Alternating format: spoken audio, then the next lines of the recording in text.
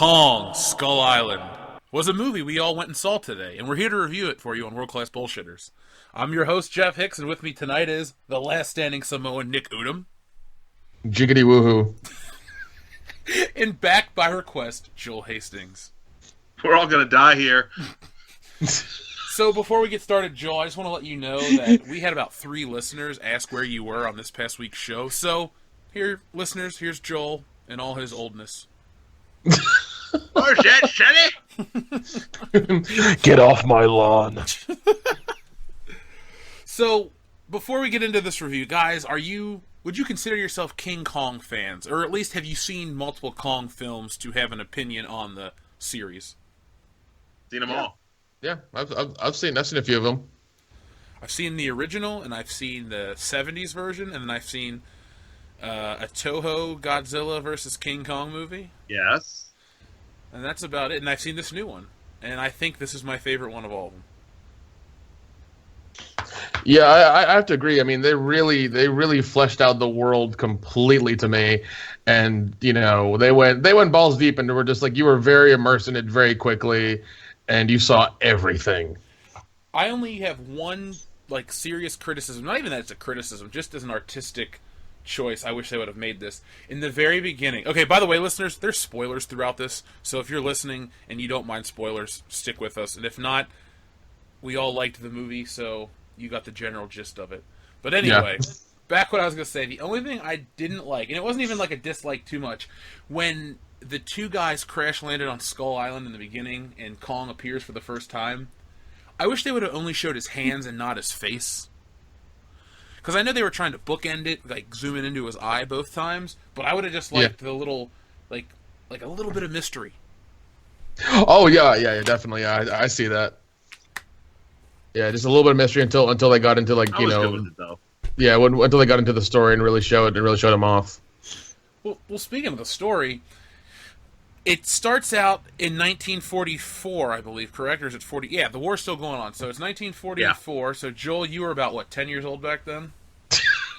No, about 15. Oh, okay. Sorry. Anyway, these 2 pilots crash on an island.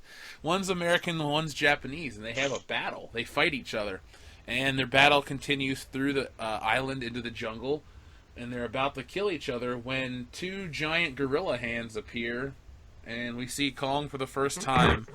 And then the movie jumps forward to the 1970s, right at the end of Vietnam.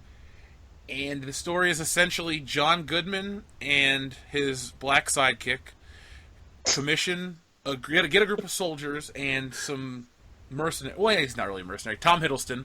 They basically go to this island in search of something. Now, it's under the guise that they're trying to do geological research, but in reality, they're looking for Kong. And they get there, and a battle ensues, and the movie's crazy. So, I guess I want to ask you guys, first off, what did you think of the design of Kong? I enjoyed it. I did. I really did like it. I did feel like in the beginning when they showed...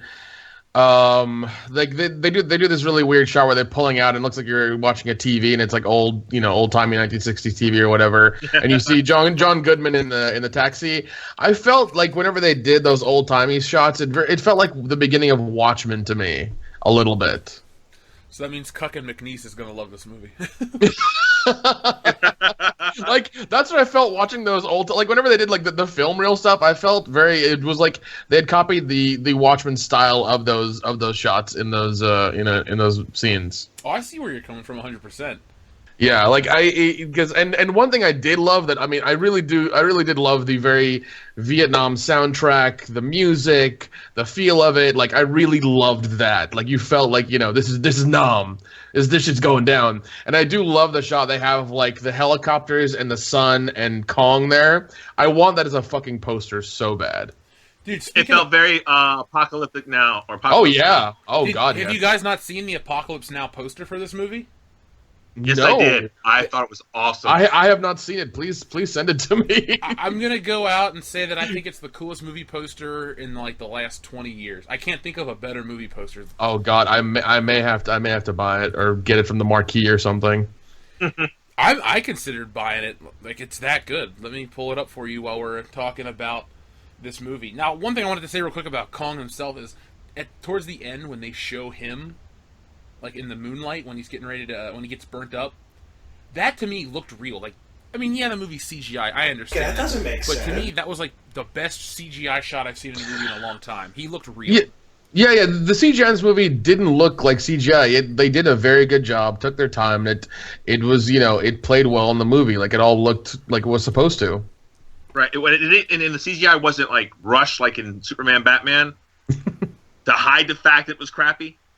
Correct. CGI was done in a normal speed pace that it came off really well. Yeah, they definitely took their time and put a lot of love into it and made sure it was good before it was released.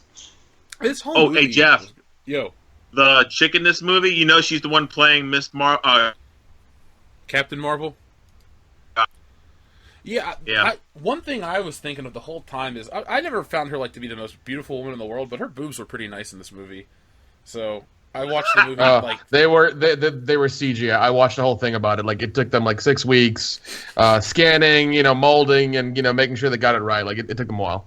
She was in 21 Jump Street. Yeah, she was also in Community as well.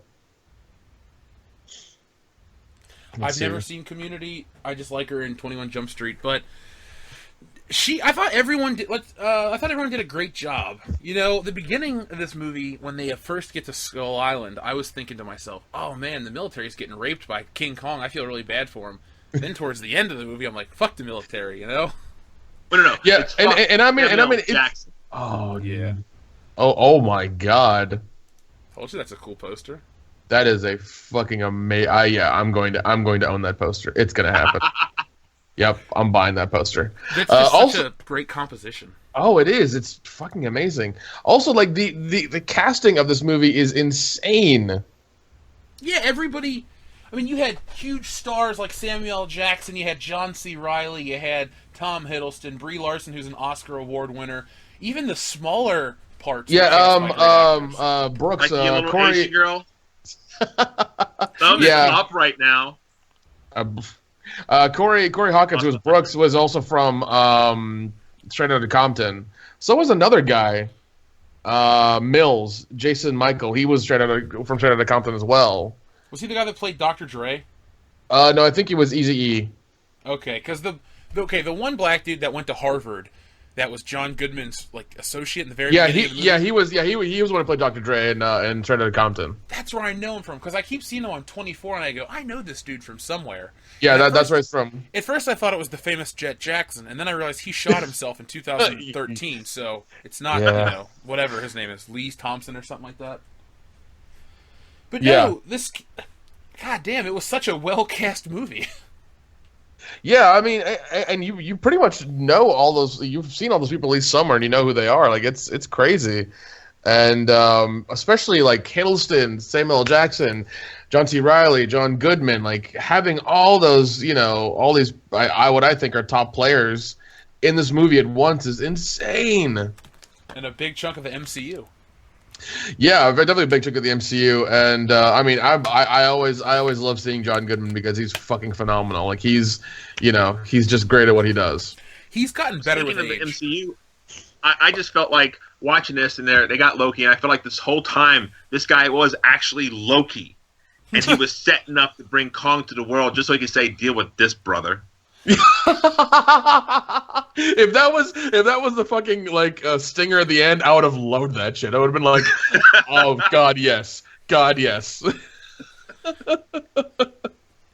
Dirty, amazing. Kong.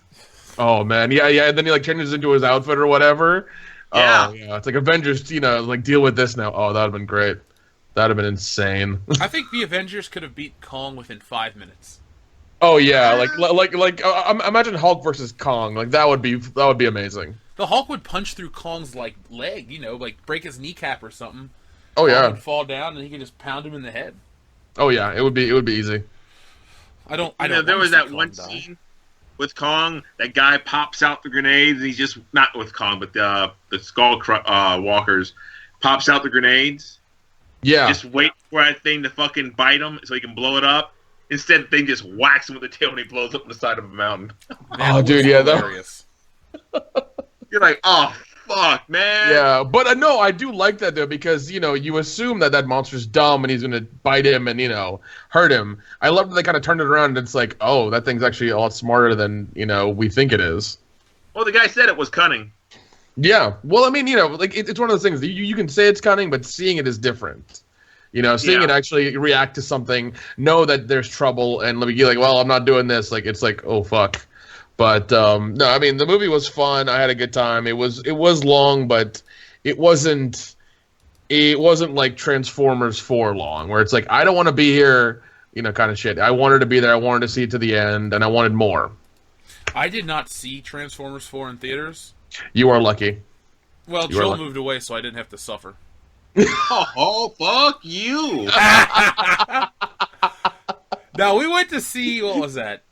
We saw Transformers 3, and that was a movie. Yeah, that was a shitstorm. Yeah, but we're here to talk about good movies. So, back to the quick plot summary. John Goodman and his team of military soldiers, obviously, they're whatever. Anyway, John Goodman and the military land on Skull Island. Well, they don't land. They fly to Skull Island, backed by some 70s rock music. Kong is there. He wipes out 90% of them. They crash. The rest of the movie is them getting together. They're trying to escape. The military Samuel Jackson wants to kill King Kong. But Tom Hiddleston and Brie Larson run into John C. Reilly, and they want to leave the island and get back to the real world. So they go, they fight Kong. They burn Kong. They hurt him pretty badly. Then Samuel Jackson gets smashed, and I was pretty happy about that.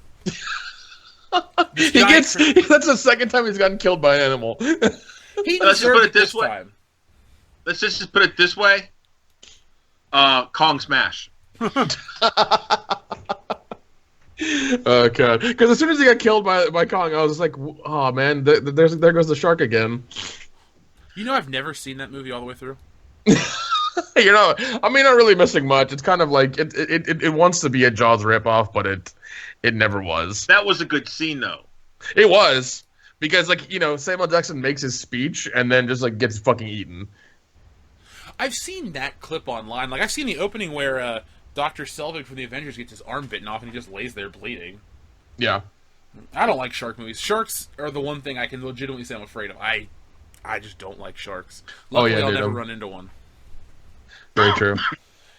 So anyway, King Kong fights a giant monster.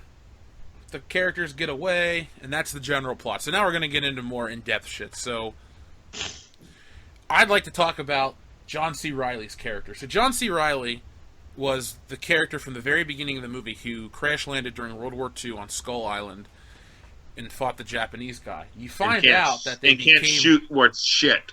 Neither of them can. Neither of them can shoot worth shit. Oh god. Well, you come to find out that they became great friends, and the Japanese guy only died recently. I guess. I mean, would anybody want to see like flashbacks of them hanging out or anything, or does it really matter? Like the dialogue and like some of the imagery, I think, says enough. Oh, I think they did a great job. The only thing I would have liked is never mind. It's not even a criticism because when I watched the end credits, I thought, man, I kind of want to know where the rest of the characters went, and then we find that out after the credits, which we'll get into at the end of this. So really, I don't have any complaints. I liked it, but I liked his character the most out of the whole movie because I thought it was interesting to see, a guy get trapped there for all this time, learn the land of Skull Island, and then eventually get to go back to the real world. I thought it was a pretty nice accent at the very end when he goes home to his wife from World War II and his son, and they, she never really remarried. They accept him. He gets to watch his Cubs game and have his hot dog and beer. Like I think that was my favorite part of the movie because I was like, oh, finally something has a happy fucking ending. Yeah, because usually in those when movies have that thing, it's like somebody's been here for so long and we're trying to take them back. They always die. Like either they die or they self-sacrifice for the group. Hey, you want to know why he's really smiling? It's not the hot dog. It's not the Cubs game. It's all those years of back pay because he never got discharged. That's almost those 24 years of back pay he was there? 28 years, 6 months, and like 4 days. He's going to get paid. He's got a big check coming. God. Also, why is he sitting home alone with his beer and his hot dog? I know. Did he go crazy and kill his family and they're like Yeah, it was under the 70s. floorboards? It was like, bitch, go make me a sandwich. They're But at the she store. did. But the thing is that she didn't make him a sandwich. He got a hot dog. Hello? Hello. So you know. Bum, bum. No, I was worried that he was going to get home and she got remarried because so many modern movies try to do that dumb shit. Yeah, I mean, we need more happy endings these days. You know, the life in the world sucks, so we need more happy endings. Yeah, dude, you're preaching to the choir. I know Dustin would have liked a very down, somber ending, but I wouldn't.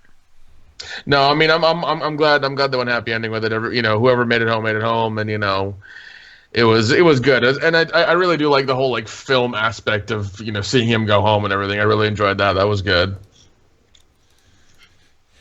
So that boy, when he saw it, didn't even know who this guy was the whole time until his mom's like, "It's your dad."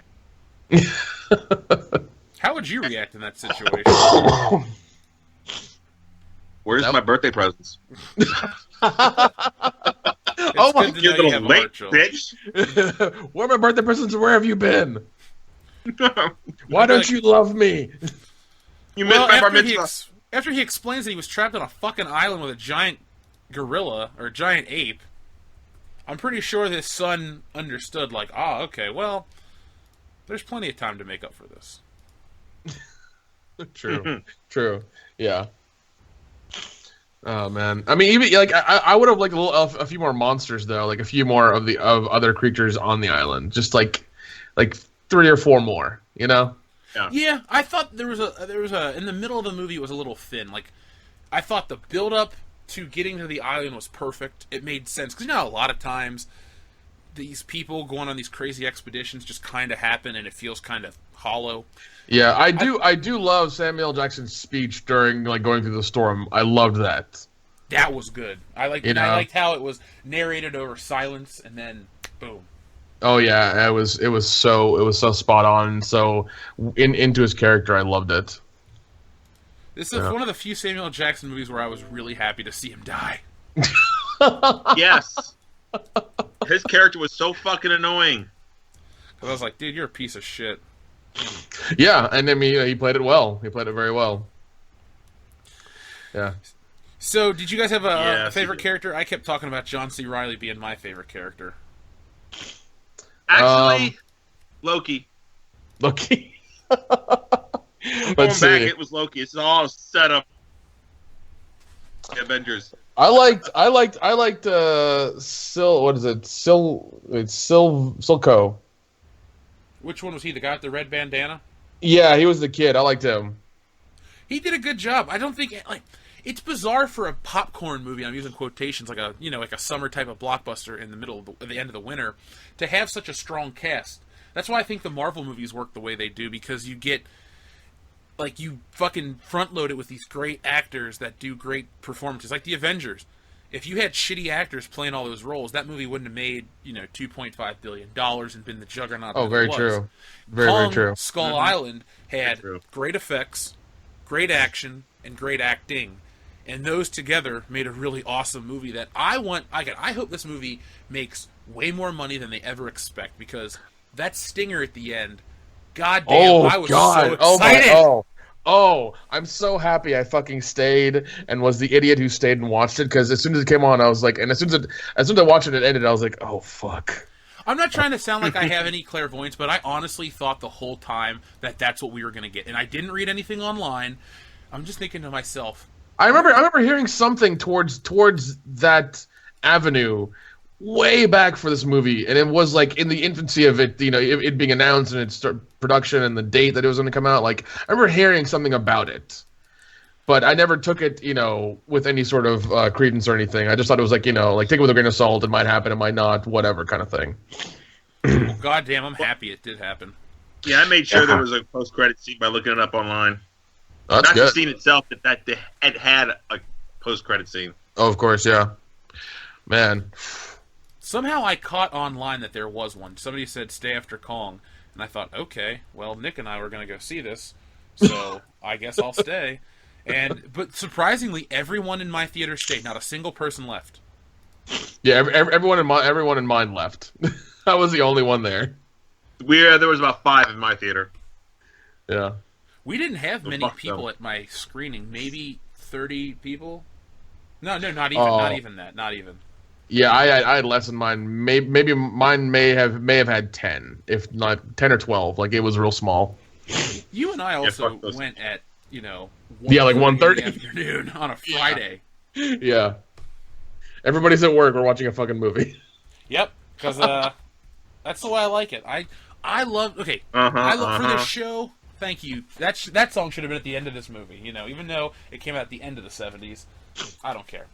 No, but that's the one thing I love and dislike about the show. I love going to see these movies right away, review them, and have a discussion with the fans. But at the same time, I love to go on like a Friday morning when everyone's at work. Like Joel, you and I used to do that all the fucking time. We'd go see movies on Friday mornings. We'd be like one of 2 people in there, and we'd just love it. And we didn't have to deal with fucking 200 people jam-packed to try to watch the newest Marvel movie, and kids screaming and going, Spider-Man, yay, and all that dumb shit. Tell us how you really feel, Jeff. Well... No, I don't begrudge kids going to movies and shit. By the way, I don't think I would take a very small kid to this movie. Not that it was overly violent, but it was pretty a lot balls of to the wall. a lot of loud noises and a lot of like gorilla like roaring. Like that would scare a kid really easy. That scene where the guy, not the EPA guy, but that Hispanic looking dude with the mustache that got killed by those birds. Victor Knives or whatever. When he got... Okay, here's one thing they do in this movie multiple times, and I love it. When they would show the sun and have stuff silhouetted in the sun... Oh, I love that. I thought that was amazing. And the part where that guy got carried off by the bird, and the bird ripped his arm off, and it showed it in silhouette, I was like, oh, that's brutal! Because he was the only character to die that didn't have an agenda. Yeah, like he didn't want to... Well, I mean, he was the guy who didn't want to be there. Like, he was fucking... Great pussy. Yeah, he was like Randall from Clark. He's like, I'm not supposed to be here today. Like he was that guy. And he was the only person I had sympathy for when they died. The one military guy with the grenades, I wasn't too happy to see him go because he was a cool character. The Dear Billy guy with the son, didn't really care about him either way. Nope. We didn't see... I mean, in the beginning they tried to establish that he had a good life waiting for him back home. Yeah, he wasn't very established, and I wish there was a little bit more for him. But I mean, still, it's fine. Yeah, I mean, all the characters I enjoyed lived. Loki was great. Even her, the girl, she was... The thing that I liked about this movie is they didn't make her like, I'm a badass, blah, blah, blah. They kind of kept it like, everyone's at the folly of King Kong. Like, no one else can top that dude. Yeah, everybody was in their lane. Yeah, because normally when you get these movies nowadays, they're like, we're gonna empower certain characters or do certain silly things. It's like, this one didn't have that. It was very clean of any kind of agenda, and I liked it. There was really no political messages anywhere in this movie. That's true. I mean, even when John C. Reilly noticed that Samuel L. Jackson was like, running the platoon, he never said anything about that. It was just like, you're in command. I gotta follow you. Yep, he saluted him, and there was respect among the characters.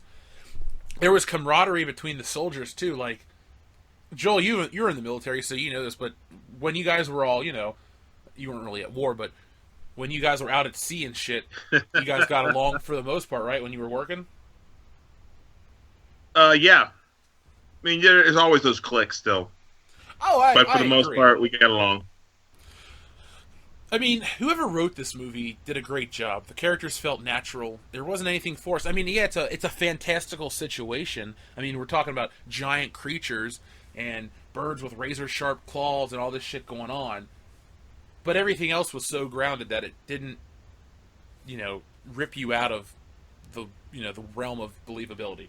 Yeah. Nothing, everything, like you said, nothing felt forced. Yeah, nothing felt forced. Yeah, this guy, the guy who played Chapman was Toby Kimball. Oh, that's the guy that played Doctor Doom in the new Fantastic Four. Oh, I know what movie I remember him from. Rock and Rolla. Never seen it. It's Guy Ritchie movie. It's one of the ones I really love. Well, yeah, it's one of the ones the music is awesome in it, and the story is really good too. The music in this movie was slightly distracting for me, and I'm not Little, no. I understand that. Yeah, it was a little bit distracting because they kept it was a little bit forceful, but I think they were trying to keep the era of like that. They were trying to keep that era with the music. They wanted you to know like this is the '70s, this is that time. You know? Well, oh yeah, I got it, and they've definitely hammered in the fact that it's the '70s. But it would have been nice to see, like, have an actual score to underplay. Like, it was cool to hear Creedence Clearwater Revival or this or that, but it's like every 5 seconds they have that record player, and they make a point to pull out the record player. Like, oh, we're gonna play Ziggy Stardust. We're gonna do this. We're gonna do that. It's like that's the only thing. Oh, I like how he was complaining about the music.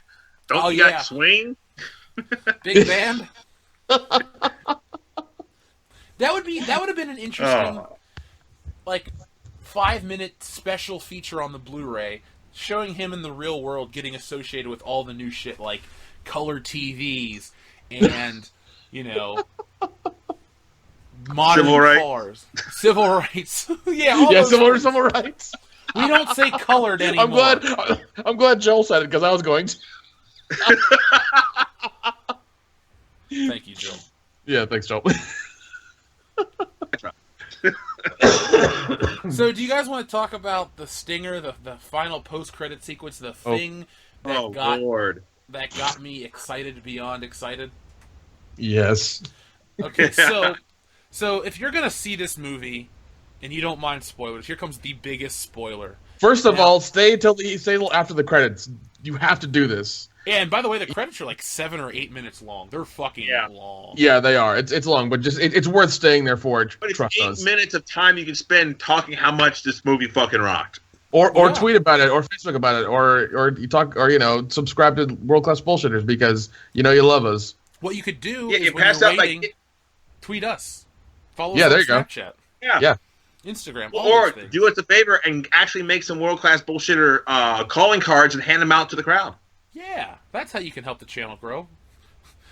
But anyway, okay, so after 24 years worth of credits, you hear Tom Hiddleston like sitting. It's funny because it sounds like he's talking to the audience. He's like, "You're still here, sitting in the dark, watching us," and then it shows him and Brie Larson in an interrogation room, and they're being, watched by the government. And all of a sudden, the black dude and the Asian girl. Yeah, they come in Asian and hottie. They talk about another monster out there, and I go, "Oh, this is gonna be it." And all of a sudden, they show them these clips, and you see Godzilla, and you see King Ghidorah, and you see Mothra, and you see all the fucking Godzilla characters just constantly being shown, and then there's a picture of Godzilla fighting all of them. So this officially ties in King Kong and Godzilla in the shared universe.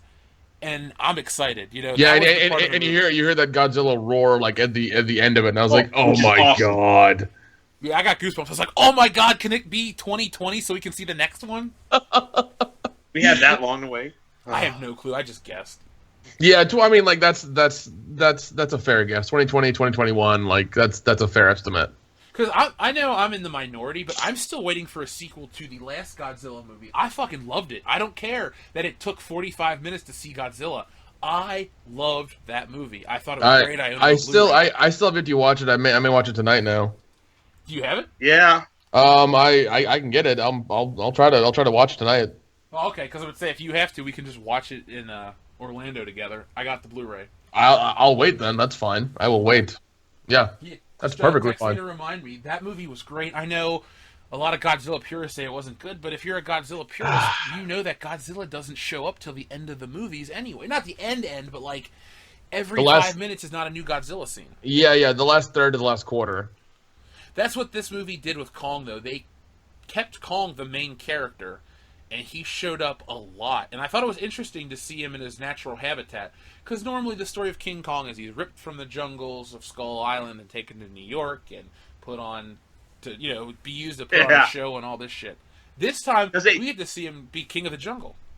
Because, if you notice, the boat they came on, the ship, was flat to indicate it could have been carried off that way like in all the other movies. Oh. I didn't know. You're right. Oh, you're right. Yeah, because it had all the helicopters on there on the front of it. Yeah, no, you're right. You're right. Yeah. And now they have all the room because he destroyed all the copters. True, very true. I loved the part where King Kong, or well, I just call him Kong because he's really not King Kong yet, but where the part where Kong is in the water and he's like looking at his cut up hand and shit, and you think he sees the soldier, but really he fights that giant squid. I thought that was that was awesome. so weird. I was like, "What's going on? Holy shit!" Well, because Yeah, he he steps wanted on to its fucking calamari. head. It just was funny how he just steps on its head and the ink shoots out and all this crap happens. It was awesome. Yeah, and he's just eating it like it's nothing. He's like, "Oh, this is good." Did you have a favorite character design outside of Kong? I know, Nick, you said that it was a little thin on characters for or monster designs for you, but I thought the monsters that were there were incredibly well designed. Oh no, they were. I did really like them. That spider scared the. I hate spiders. I mean, I'm not like. I don't like them. Put it that way. And that giant one overhead was just like, nope, couldn't do that. I actually would have thought the scene would have been better if when they started shooting it started shaking, that the spider's children would fall off and start scampering around the forest. I would have loved to see those giant ants that John C. Reilly talked about. That would have been cool. Yeah, you think it's a bird? He thinks it's a bird, but it's a fucking ant. It's like, yeah, damn, dude. They did get the F-bomb in there. Yeah. This was a pretty heavy PG-13. I'm not saying like when I say these things, I don't think they should have toned the film down at all. Well, I mean, I'm like, just saying, wise. Yeah, I mean, and like, I didn't even know it was PG-13 until you said it. The rating didn't matter to me. It was still a damn good story, well executed, well put together. I had a good time watching it. I will buy the double disc $30 or $40 Blu-ray that I can find because I want it this bad. I want it now. You know, it's fucking good. I will buy this. I mean, I'm not trying to sound super cheap, but this is a Black Friday purchase for sure. That's perfect. Godzilla. That's fine, man. Hey, that's fine. And this is. I know it's still winter technically, but this is a summer blockbuster film. Like they're saying in the advertisements, summer came early. If only it was this warm out. But this was a big movie, and I'm glad it came out now because I don't know if it would have stood out against like Guardians of the Galaxy or these other brands. It wouldn't have. It would not. It would have bombed. I'm glad it's out now. As long as it's out for a long time, they will hopefully recoup their money. I hope they make enough buzz and enough people watch it so that we can get more like this, anyways. More like this. I don't normally say this to our audience, but please go see this movie to support it because it's a great movie and you're going to have a great time. It's never slow. It's a long movie, but it has a great pace. But they really need to make more like high octane, fun action movies that aren't trying to make you think about the human condition. Like, there's no Trump references in this movie. There's no That's very anything true. stupid. It's like they make 2 or 3 Nixon jokes, but that's it. But that's fine because that's the era. Yeah, like I loved the fucking bobblehead in the helicopter. Oh god, I loved that so much. They only show it twice, but I loved it. Like it was perfect. I was a little sad that the people in my audience didn't laugh at any of the jokes. They were awkwardly silent the whole time. That's weird. No, but I want this to be successful because if this is meant to be a relaunching of the King Kong universe or franchise or whatever, they're doing it right because they know that they can't make like Kong Skull Island 2 and 3 and 4 because we've seen it already. They know that we're going to go to Godzilla next, and we're going to go to King Kong and Godzilla and this and that and the other, and we're going to get these crazy big monster movies. And I want those bad. I've never been the biggest fan of these things. I love Godzilla, though. I do love Godzilla movies. But as a kid and kind of just whatever. But I want this shit nowadays. I think we need fun action movies. We don't need... We need an alternative to superhero stuff. And I love superhero stuff. But not every big budget action film needs to be a Marvel or DC movie. It needs to be something else, too. Oh, definitely, 100%. And I'm in total agreement with you. Like we need more of this. We definitely, I definitely want more of this. I will gladly pay money to go see this again or another one like this. I could sit through this movie again. Oh, yeah, definitely. God, yes. Without a doubt. See, I'm gonna go out and say I like this movie more than I liked Logan last week. Ooh. Yes, I was thinking the same thing, but I didn't want to get chastised for it. Look, Logan was a deep, heavy movie, and by the way, Joel, no, it is. Yeah, Logan is definitely very because like we've all seen. I want to say most of the X-Men movies. We know the story, and we're kind of like balls deep into that whole like the X-Men. So That was really heavy and very heavy-handed and very story-driven and very dystopian and like dark. And this was fun, a little, light, got a little dark here and there, but it was all around good and just fun to watch and just have a good time with. Yeah, it's the perfect entertainment to just sit back and enjoy. You don't have to think about it. But the thing is, it's well written and well made. It's not like it's stupid that you have to shut off your brain to enjoy. You can sit and think about it critically, and you can have like a deeper discussion. But at the same time, you can just watch it as a movie, 2 hours, and boom, you've been Yeah, entertained. and I mean, the story's good. They show you and tell you enough to tell you enough. They tell you exactly what you need to know, exactly what you need to know what's going on. Right. No more, no no less. information overload.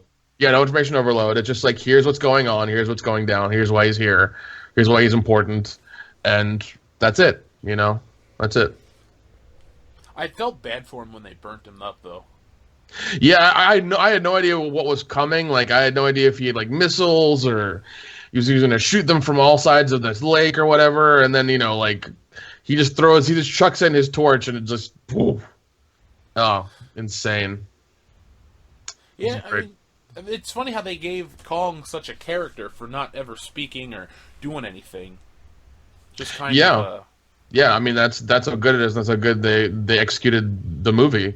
He had character. He had emotions and feelings. That were conveyed without even saying anything. It was very well done. Did Andy Serkis CGI the motion capture, or did Andy Serkis just do the motion capture? I have he seems like the gorilla guy.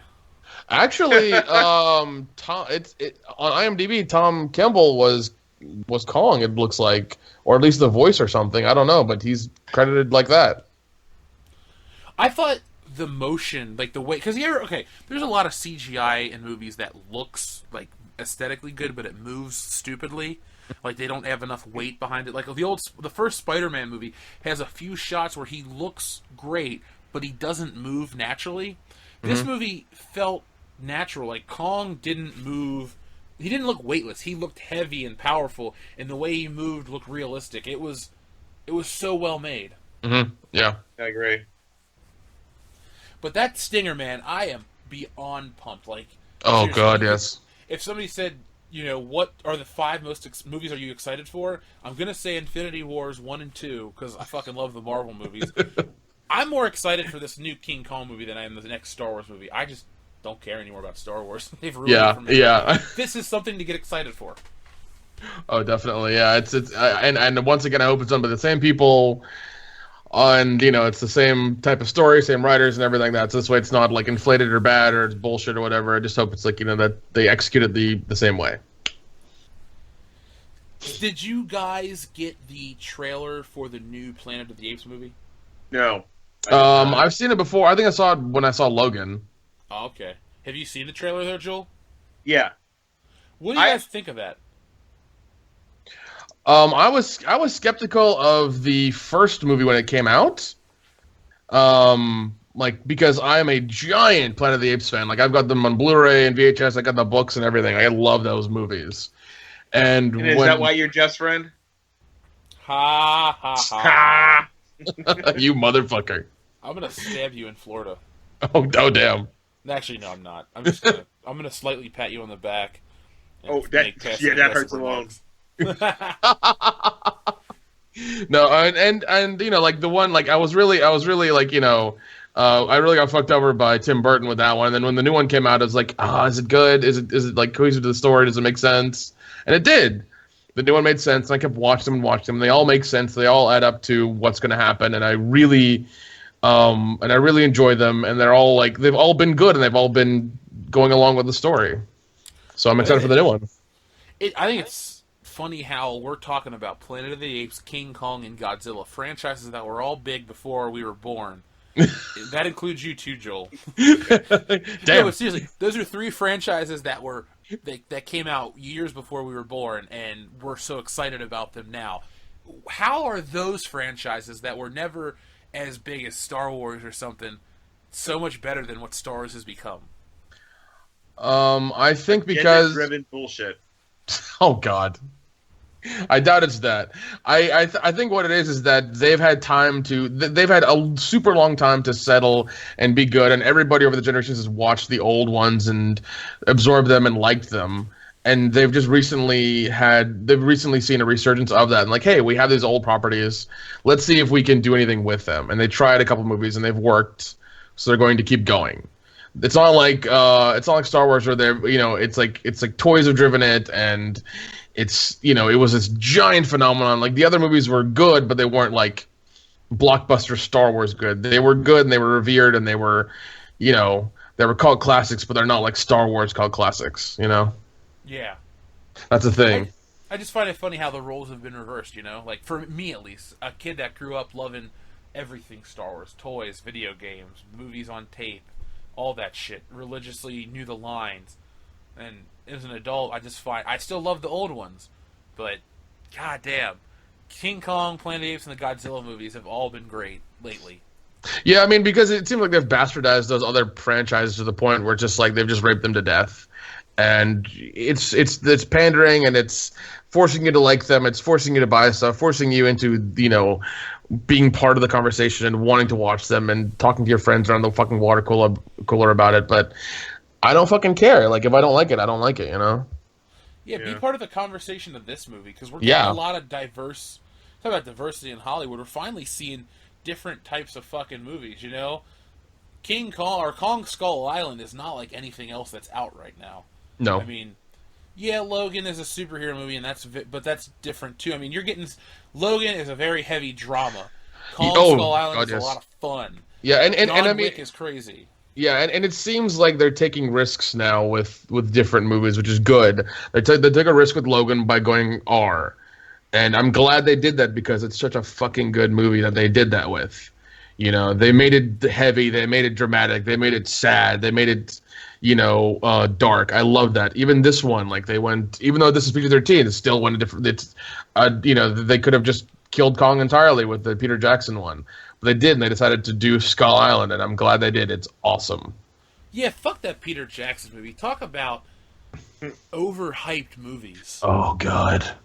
And the fucking video game and all that shit, man. Like, I remember I was in high school. I had just gone to my second private high school, and I just remember everything was like, Peter Jackson's King Kong, and it was Adrian Brody's ugly ass. And all Jack Black was in it. Adrian Brody's a good actor. He's a good actor. I didn't criticize his acting. He's just ugly. Oh no. He's ugly as fuck. How he became an actor is, beyond me. Hey, it's all about merit this time. Yeah, I mean, you have Jack Black, Adrian Brody. You've got Colin Hanks. You've got Andy Serkis. You've got all these. You don't have really. You have got like the B class of Hollywood in this movie. Not like fucking Kong Skull Island. We got like the fucking A class, like these like veterans who have done it for 30 and 40 years and shit. So there's a big difference in talent between Peter Jackson's King Kong and Kong Skull Island. There's a big difference.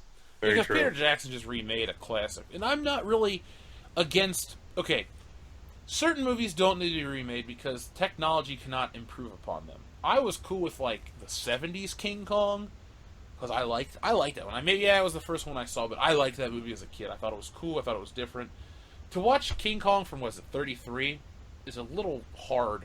It is. It's a hard sell. It is very anything of that era is really difficult to watch because it's usually black and white. It's shorter. It's black and white, man. I have no problem with black and white. I really don't. But like those movies are very difficult to watch. Anything that's from like the '60s, like the '50s and further back is difficult to watch because the dialogue's different, the time's different. The way people are treated are different. Like it's just a whole different time, and to watch anything like that from now is you don't get it. You don't get any of it. You can do The Wizard of Oz because it's a fantasy film. Oh, of course, yeah. But and I'm not trying to sound like a young millennial or whatever, but a lot of like old comedies, they just don't work for me. I can see where the jokes are. and I can see how the actors are trying to be funny, but they don't work for me. You know, I don't like a lot of 60s comedies either. There are some that I like, but there are great 70s comedies. The 80s comedies are the fucking best. And then you had some really great ones in the 90s too, but that's why I'm cool. To jump back to what I was talking about with King Kong, that's why I'm okay with certain remakes like that, because I don't think the magic is still there as much as everyone claims it is, you know? Yeah. Well, I mean, look at what Disney did with that cowboy movie. What the hell was it called? The Lone Ranger. Like, that didn't need to be made at all. Oh god, that was horrible. What the fuck was that? And they spent money on that. You know, Johnny Depp was in that. So Johnny Depp's been in a lot of shit, okay? That's true. And I mean, he's made a lot of shit.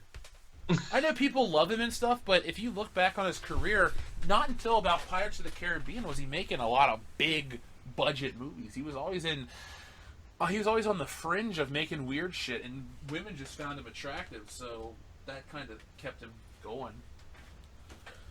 I mean, I'm not. Yeah, because he was the weird skinny guy in the corner. They're like, yeah, I could totally do him, and that's what got him to where he is now. Shit, that's what got him his role in A Nightmare on Elm Street. Wes Craven's daughter thought he was good looking. Yeah, that's true. That's true. That's very true. So good job, Johnny Depp. Basically, it looks got you through life. The thing is, though, he's a pretty solid actor. Like, I love the part in 21 Jump Street when he rips off his nose. He's like, "Do you know what it's like to live with a fake fucking nose glued to your face for 6 fucking months?" He just starts flipping out. Oh yeah, he has his moments. Like it's crazy. Like he's very, very, very talented. So, if we're gonna rate this movie on a scale of 1 to 10, 1 being bullshit and 10 being awesome, what are we gonna give it, Joel? I'm teetering. 8.75. Okay, so 875 out of 10. No, 8.75. You know. Oh, okay. So 8675309. You love it. Nick, what would you give it? I'm going to give it a 9.8. Jesus Christ, that is awesome, man. Because it's still early in the year. I don't want to give it a 10 yet. So I'm giving it like a 9.8. Like that'll change, once we get to the end of the year and once we see everything, and then we do our whole big year-end podcast and stuff. So I'm giving it 9.8 right now. I'm gonna give it an 8.5. A 9. It would get a 9 if it had boobs. Yeah, I would or like Bush. Hey, it was the 70s. That would have been there. That would have got it a 10 out of 10. Brie Larson Bush, thumbs up. I would have enjoyed that. Or the Asian girl. She was cute. Yes, she was. Where did she come from? Where the hell did she come from? Korea. She's from the whatever foundation. Monarch? Oh, yeah. Okay. Yeah, I'll take she just that. happened to be not the one they brought to the meeting the senator. Was she the woman from the Avengers Age of Ultron? No. Okay. No, that's not her. Sorry. That girl's That's hotter. I agree the Avengers girl's hotter. No, she's been in a lot of Chinese movies. She's in The Great Wall, apparently. That was a great flop. Oh, I should put a rim shot, put him Tish, because no one's going to laugh at that without it. No, you're talking about being early in the year. I like this more than Logan, hands down. Logan was a great movie, and I'm not knocking it. But I don't ever really want to watch Logan again. I know the story.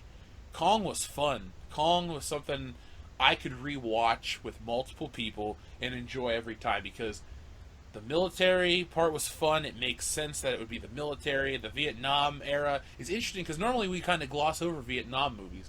I can't think of a film that's about Vietnam, essentially, but it's not a war movie, if you know what I mean. Yeah, no, I love the Vietnam movies. I love the way, like, they all look like they're like this movie. They look like they're supposed to. You have the bombs, the helicopters, the guns, the rice paddies, the soldiers. Like, you have all the stuff in there, and you have the music in there that's iconic from the era. Like, I love all that shit from those movies. You got the Vietnam hookers. Yeah, exactly. Me so horny. No, did you notice time? Did you notice the Deer Hunter reference when the way the guy was dressed with the red bandana? That's No. exactly how De Niro was dressed in The Deer Hunter. Oh, I did not know that. Did not know It's that. another big Vietnam film. You should watch. It's awesome. Oh yeah, I'm down for it. Christopher Walken's in it. They play a game of Russian roulette. Oh, that sounds amazing. Shit, It's really intense. I'm down, man. I'm It's fucking funny, down. the guy that directed that movie, I think he won an Oscar. The movie and people involved won Oscars. And then this guy, Michael Cimino, went on to make a movie called Heaven's Gate, which is considered one of the biggest flops of all time. Oh, jeez. And he never worked again. So, Oh, talk about a rise to prominence and a short fall thereafter. wow, that's jeez. That's rough, man. That's rough. Quick rise and an even quicker fall. Jeez. Hey, at least he rose.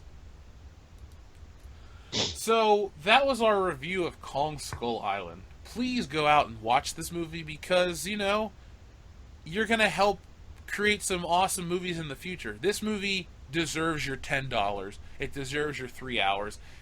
And do yourself a favor and take some friends with you.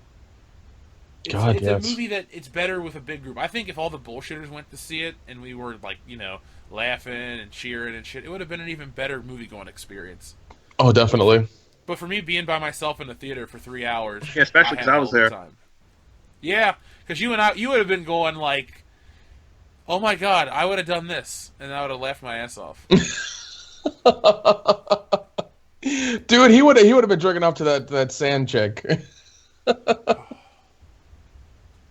I always throw in stuff that I want to do instead in the movie. Fuck these people. Here's one thing I would have done. I wouldn't have went. I No, would have said, Nah, "Hey, I I'm would have not gonna gone. go." you would have risked life and limb and death to go to Skull Island. Oh yeah, I lived in Price Hill.